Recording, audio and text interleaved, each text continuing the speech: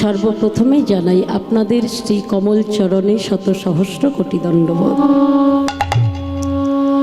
ভক্তিমতী মায়েদের চরণে রইল আমার ভক্তি অর্ঘ্যের পুষ্পাঞ্জলি ও ছোট ছোট ভাই ও রইল আমার স্নেহ ভালোবাসা।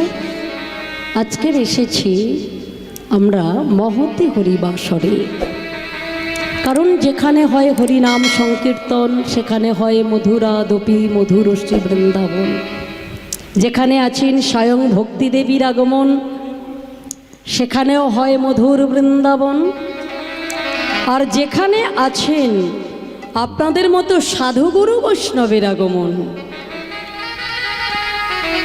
সেখানেও হয় মধুরাদপি মধুর শ্রী বৃন্দাবন। বর্তমান আমরা মধুর বৃন্দাবন ধামে নয়, বর্তমান আছি আমরা শ্রীধাম নবদ্বীপ ধামে। কি এটা তো সত্যযুগ চলছে, তাই তো? মায়েদেরকে বলছি এটা সত্যযুগ তো? হ্যাঁ হ্যাঁ, ভুল বললাম, সর্বপ্রথমেই আমার ভুল হচ্ছে।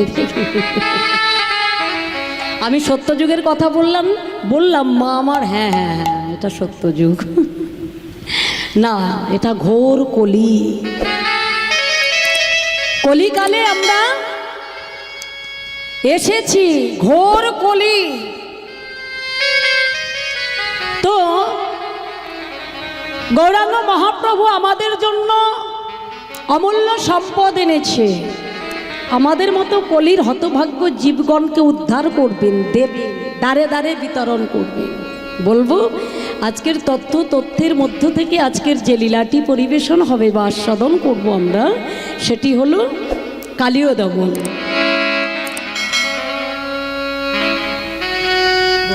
তো আসুন আজকের সবাই মিলে আমরা সেই লীলাটি আস্বাদন করব। কেমন? নিতাই গৌর সীতারাধে প্রেমানন্দে হরি বল হরি বল হরি বল।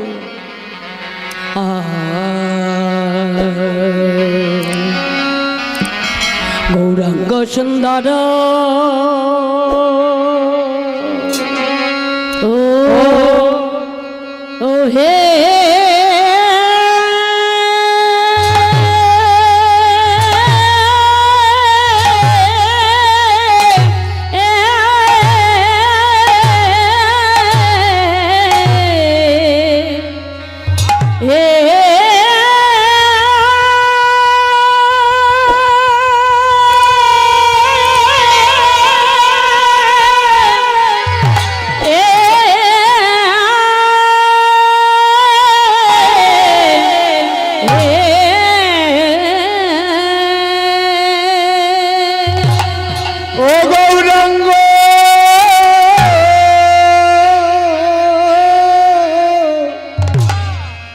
গৌরাঙ্গ সুন্দর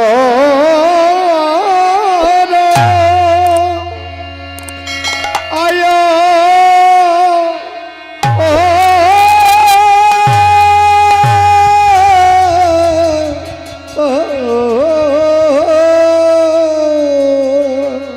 প্রভুর আমার কিনা আয়া आया आया आया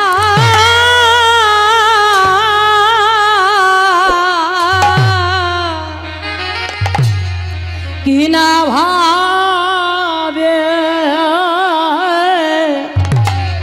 ओ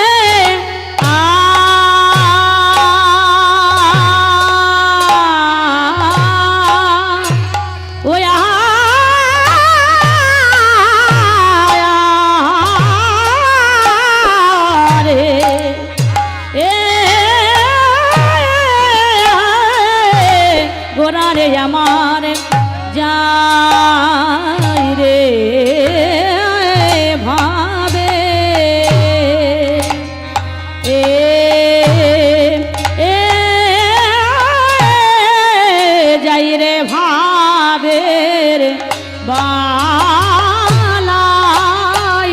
যাই রে আহা মরি গৌরাঙ্গ সুন্দর রে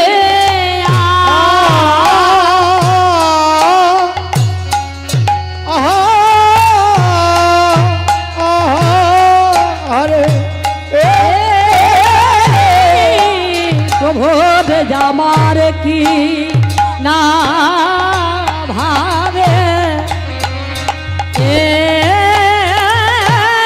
কি না ভাবে বেজুদায় হল রে আহামরি গৌরাঙ্গ সুন্দর মোরে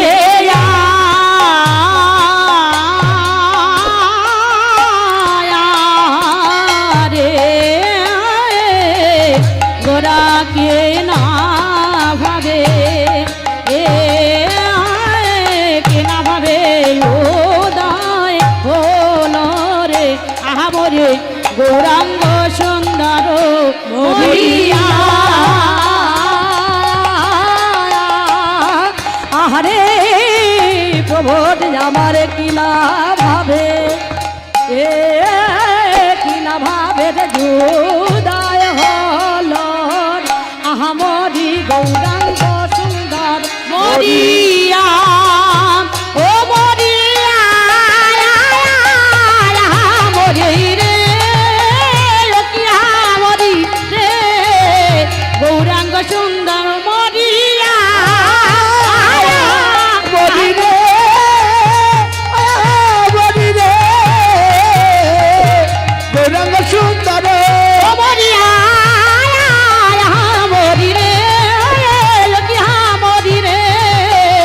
গৌরাঙ্গ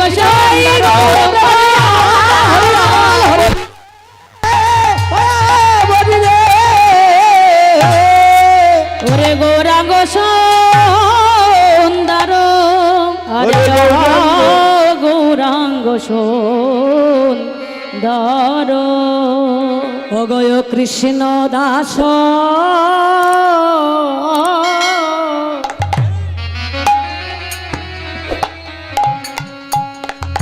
দাস সহ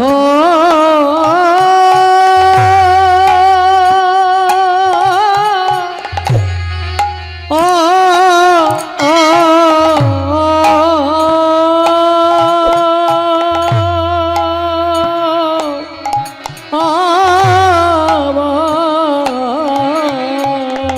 আরে গোরা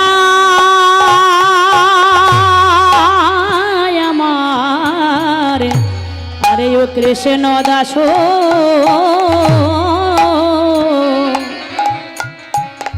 দাস সহ ও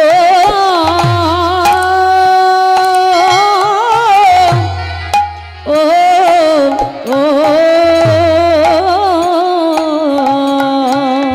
ও গো কৃষ্ণ দাস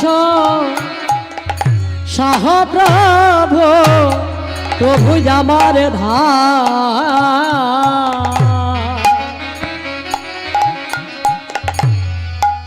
ওগো ধাম দেখি দেখি ফিরে আরে ও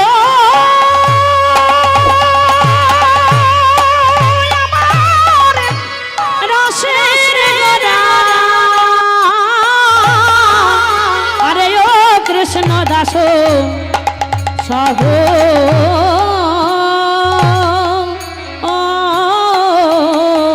কৃষ্ণ দাস দেখে সহ ধাম ধাম দেখি ফিরে বলে সেই তো এসেছে সেই তো এসেছে বলে সেই তো এসেছে সেই তো এসেছে আমার নদীয়া নন্দন গৌর হরি সেই তো এসেছে আমার নদীয়া নন্দন গৌরী হরি সেই তো এসেছে নদীয়া নন্দন গৌর এসেছে নদিয়া নন্দন গৌর হরি সেই তো এসেছে আমার ভাবনিধি গৌর হরি সেই তো এসেছে আর ভাবনিধি গৌর হরি সেই তো এসেছে আমার ভাবনিধি গৌর হরি সেই তো এসেছে ভাবনিধি গৌর হরি সেই তো এসেছে ওই না কলি জীবিত রাজিতে বলে সেই তো এসেছে কলি জীবিতারাইতে সেই তো এসেছে বলে কলির জীবি উদ্ধারিতে সেই তো এসেছে আজ কলি জীবি উদ্ধারিতে আমার ভাবনিধি গৌর হরি বলে কলি রজনী উদ্ধারিত বলে ভাবনিধি গৌর হরি কলি দেবী উদ্ধারিত আমার ভাবনিধি গৌর হরি কলি দেবী উদ্ধারিত আমার ভাবনিধি গৌর হরি কলি দেবী উদ্ধারিত বলে ভাবনিধি গৌর হরি কলি দেবী উদ্ধারিত ভাবনিধি গৌর হরি কলি দেবী বলে উদ্ধারিত সেই তো এসেছে ফিরে ফিরে ধামো ধামো ফিরে এ এ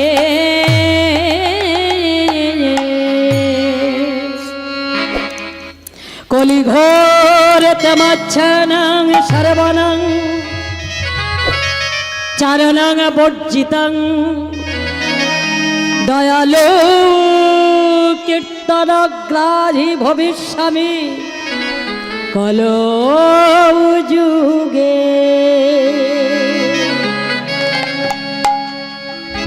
জয়নিতাই চৈতন্য চরিতামৃতে বললেন কলি ঘোর তমাচ্ছনং সর্বনং চারণং বর্জিতং দয়ালু কীর্তনগ্রাহী ভবিষ্যামি কলৌ যুগে কি বললেন কলি ঘোর অন্ধকারে এটা তো কলিযুগ এই ঘোর কলিতে বললেন কলি ঘোর অন্ধকারে বিচ্ছিন্ন হইয়া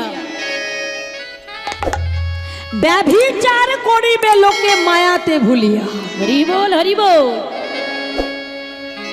কি মায়েরা ঘোর কলি এই ঘোর কলিতে ছোট বড়কে মানবে না গুরুজনদের কোনো মান থাকবে না এই কলি ঘোর কলির অন্ধকারে কলিটা তো অন্ধকার যেদিকে তাকাবেন দেখবেন শুধুই অন্ধকার শুধুই অন্ধকার কি আলো নেই কিন্তু কলি ঘোর অন্ধকারে কলিটা তো নিজেই অন্ধ নিজেই অন্ধকার কি তাই তো কলির জীবের দুর্গতি এমন কলি কোনোদিন ভালো কথা বলতে দেবে না কলি কোনোদিন সৎ কথা বলতে দেবে না এই কলির রাজত্বে বাস আমাদের তাই তো ঘোর কলিতে কলি চিন্তা ভাবনা করে যে আমার রাজত্বে যারা বাস করবে তাদেরকে আমি হরি কথা বলতে দেব না সৎ পথে চলতে দেব না কলিযুগে যারা সৎ কথা বলবে সৎ পথে চলবে দেখবেন তাদের খাওয়া হবে না তাদের ঘরে ভাত নেই যারা অসৎ পথে চলবে অসৎ কর্ম করে চলবে দেখবেন তাদের দোতলা তিনতলা চারতলা তালার ওপরে তালা গাড়ির উপরে গাড়ি বাড়ির উপরে বাড়ি কি তাই তো দেখেছে পাপ যদি কেউ করে বাবা পাপের শাস্তি তাকেই নিতে হয় কি হয় না পাপ যদি কেউ করে পাপের শাস্তি তাকেই নিতে হবে আমি পাপ করব আমার পিতামাতা সেই পাপের শাস্তি নেবে না আর তা যদি হতো তাহলে রত্নাকর দস্যুর কথা একবার ভেবে দেখুন রত্নাকর দস্যু নিজে কত পাপ কর্ম করেছে কত অত্যাচার করেছে কত অন্যায় করেছে কত সাধু ব্যক্তিকে মেরেছে খুন করেছে কাদের জন্য কাদের সুখ দেওয়ার জন্য নিজের স্ত্রী পিতামাতাকে একটু সুখ দেওয়ার জন্য একটু মুখে হাসি ফোটাবার জন্য কি তাই না যখনই নারদ আর ভগবান কৃষ্ণ, নারদ আর ব্রহ্মা দুজনেই গেলেন রত্নাকরের কাছে, তুমি এত পাপ কর্ম করছো কার জন্য, তোমার পরিত্রাণ হবে কি করে? কেন? আমার পাপের ভাগই তো সবাই নেবে। আমি যাদের জন্য চুরি করছি, যাদের জন্য খুন করছি, যাদের জন্য আমি যাদের মুখে হাসি ফোটাবো বলে, যাদের শান্তি দেব বলে এত কিছু করছি, আমার পাপের ভাগী তারাই হবে। কি মা বলেছিল রত্নাকর দস্যু? যাও। ব্রহ্মা বললেন তাহলে তুমি নিজেই গিয়ে তোমার পিতা মাতা তোমার স্ত্রীকে জিজ্ঞাসা করো এই পাপের ভাগী তারা হবে কি না। তাদের কাছে গেলেন। তার পূর্বে বললেন হ্যাঁ, আমাকে ভুল বুঝিয়ে, আমাকে বোকা বানিয়ে আমার বাবা মায়ের কাছে আমি জিজ্ঞাসা করতে যাবার সেই সুযোগে তোমরা আমার কাছ থেকে পালিয়ে যাবে। হরি বল, হরি বল। তোমরা তোমাদের প্রাণ রক্ষা করবার জন্য কথা বলছো। বলেন না না না না, তুমি চিন্তা করো না, আমরা কথা দিচ্ছি যাব না। তোমার যদি নাও বিশ্বাস হয়, এই গাছের গায়ে লতা পাতা দিয়ে আমাদের বেঁধে রাখো। আমি বেঁধে রাখবো? বলে হ্যাঁ বেঁধে রাখো।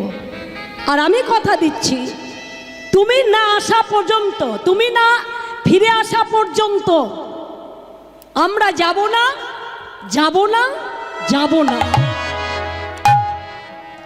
আমি ব্রহ্মা। নারদ বললেন আমি নারদ। তাই হয়েছিল।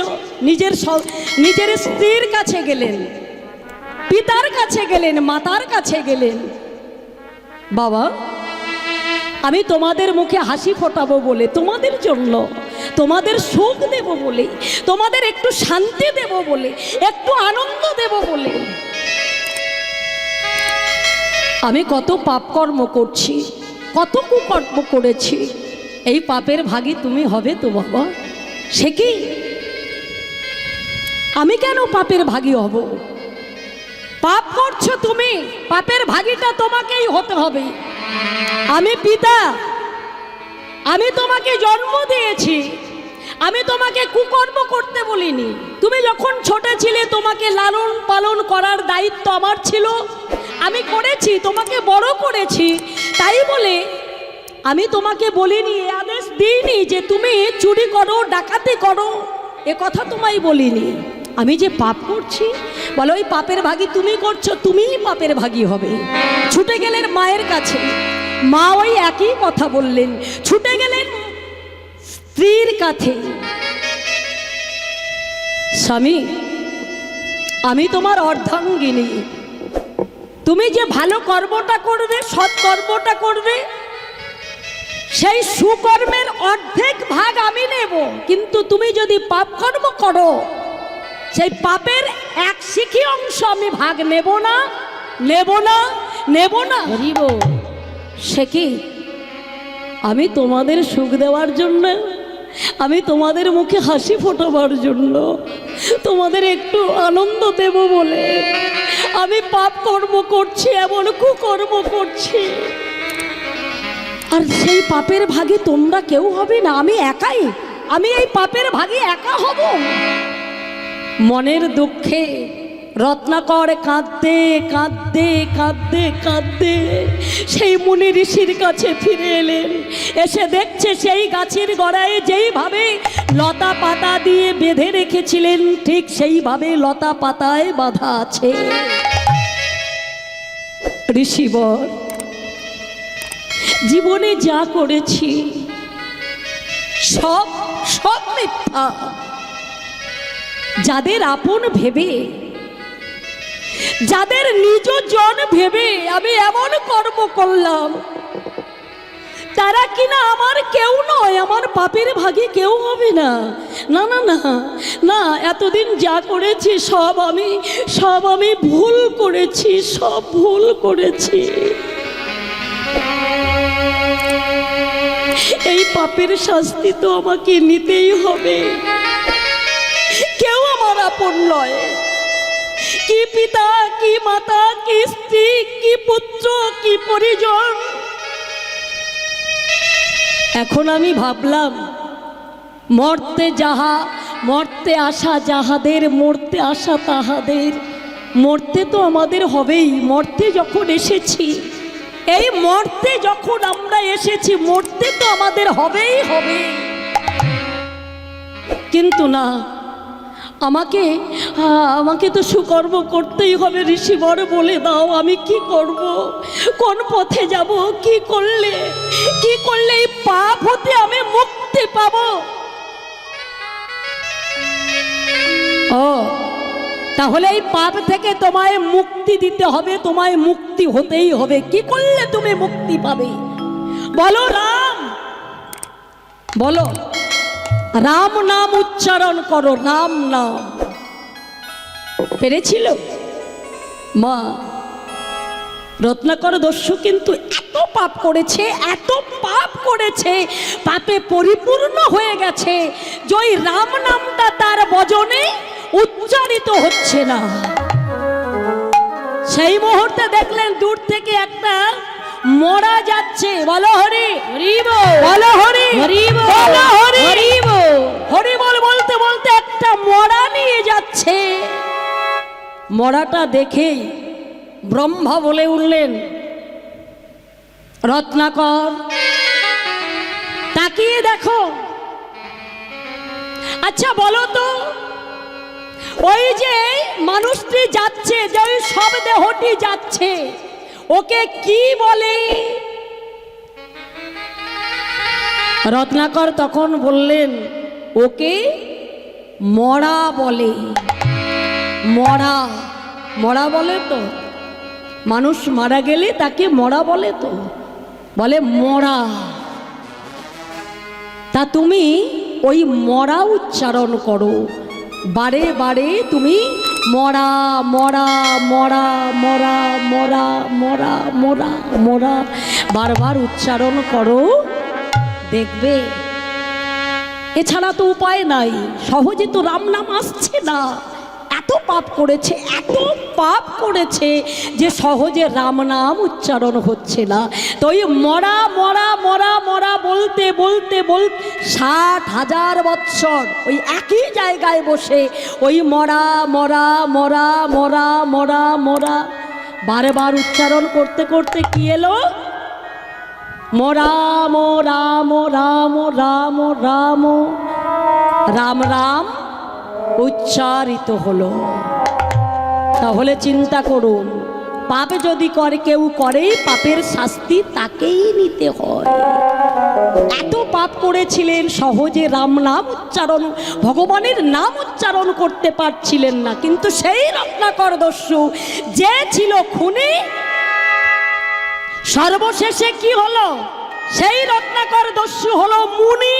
হরি বল, হরি বল, হৃদয় গৌর প্রেমানন্দে। তাহলে যে ছিল খুনি সে হলো বাল্মীকি মুনি। কিসের জোরে? এবার বলবো মায়েরা, কিসের জোরে? হরি নামের জোরে। নামের কি দাহিকা শক্তি! কৃষ্ণ নামের কি দাহিকা শক্তি, রাম নামের কি দাহিকা শক্তি! তাই চৈতন্য চরিতামৃতে বললেন, নামনা হস্য যাবতে শক্তি পাপ নিহরণে হরে তাবৎ কর্তুম ন শক্নতি পাতকং পাতকি জন। বলে নামের এমন দাহিকা শক্তি আছে না, নামের এমন ক্ষমতা আছে না, পাপীজন সে পরিমাণ পাপ সংগ্রহ করতে পারে না। আর তা যদি না হতো, মায়েরা একবার ভেবে দেখুন, তা যদি না হতো, নামের যদি ক্ষমতা না থাকতো, নামের যদি দাহিকা শক্তি না থাকতো, ত্রেতা যুগে রাম অবতারে রামচন্দ্র যখন লঙ্কায় গিয়েছিলেন, তার জন্য সেতু বন্ধন করতে হয়েছিল। হরি বল, হরি বল। কি স্বয়ং ভগবান রামচন্দ্র, ভালো করে আস্বাদন করুন, রামচন্দ্র যখন লঙ্কা পাড়ে গিয়েছিলেন সীতা উদ্ধারের জন্য, তখন সেতু বন্ধন করতে হয়েছিল। কিন্তু রাবণ ওই যে হনুমান হনুমান পার হয়ে গেল, তার জন্য কি সেতু বন্ধন করতে হয়েছিল?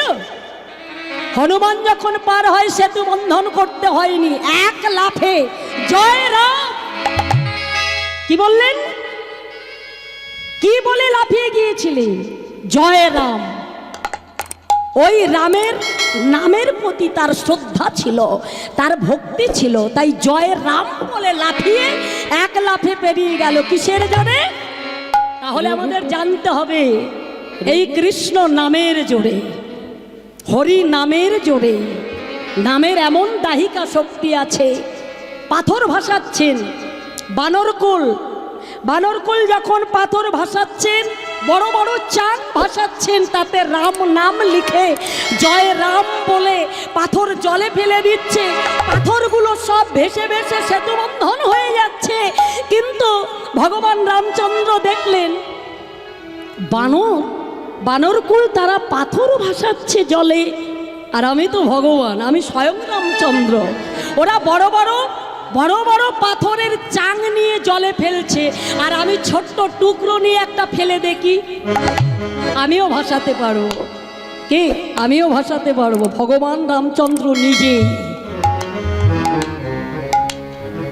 পাথর তো জলে ভাসে না, যত ফেলে ডুবে যায় গো, যত ফেলে ডুবে যায় গো, যত ফেলে ডুবে যায় গো, যত ফেলে ডুবে যায় গো, যতই পাথর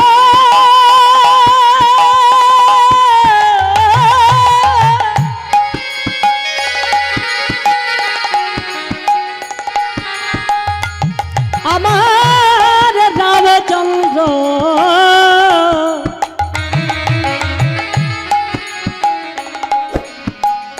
যত ফেলে ডুবে যায় গো, আহা যত পাথর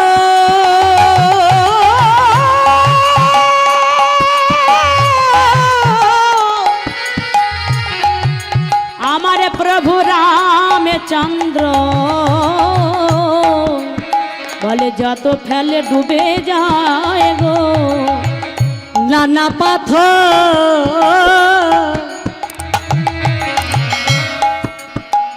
ভাসে না গো, বলে যত ফেলে ডুবে যায় গো, আহা পাথর ওরে নানা পাথর সে তো ভাসে নাই গো, বলে যত ফেলে ডুবে যায় গো, ওরে নামে পাথর ভাসে নাই গো, ওরে ডুবে যায় ডুবে যায় গো, নামে পাথর ভাসে নাই গো, ডুবে যায় গো, বলে নামে পাথর ভাসে নাই গো, নানা পাথর ভাসে না গো।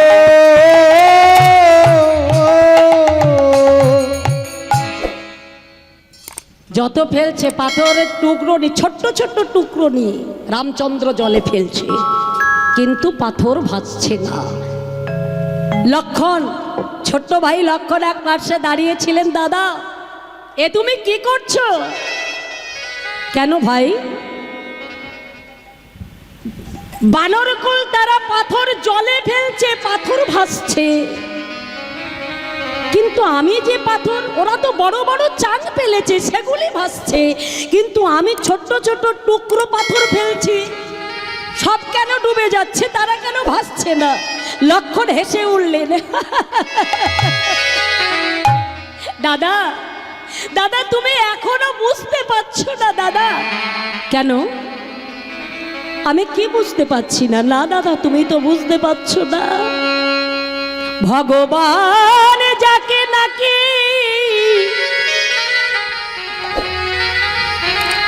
একবার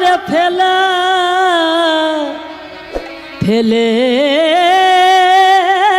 দেয়,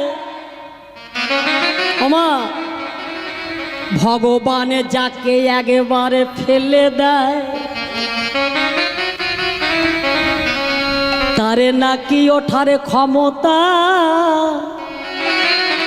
থাকে না গো, আরে উদ্ধার ক্ষমতা